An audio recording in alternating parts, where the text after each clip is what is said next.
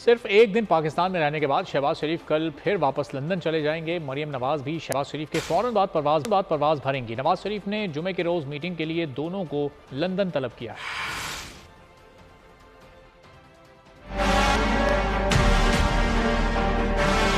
शहबाज शरीफ सिर्फ एक दिन पाकिस्तान में रहकर वापस लंदन लौट जाएंगे। भतीजी मरियम नवाज भी उनके फौरन बाद पाकिस्तान छोड़ देंगी। शहबाज शरीफ जुमेरात की शाम और मरियम नवाज रात को लंदन पहुंचेंगी। जराये के मुताबिक नवाज शरीफ ने दोनों को वापस लंदन बुला लिया है। नवाज शरीफ की वापसी से मुताल्लिक जुमेरात को लंदन में मीटिंग होगी। शहबाज शरीफ मंगल के रोज लंदन से लाहौर आए थे। उन्होंने सिर्फ बुध का पूरा दिन पाकिस्तान में गुजारा। नून लीग 21 अक्टूबर को नवाज शरीफ की वतन वापसी का ऐलान कर चुकी है।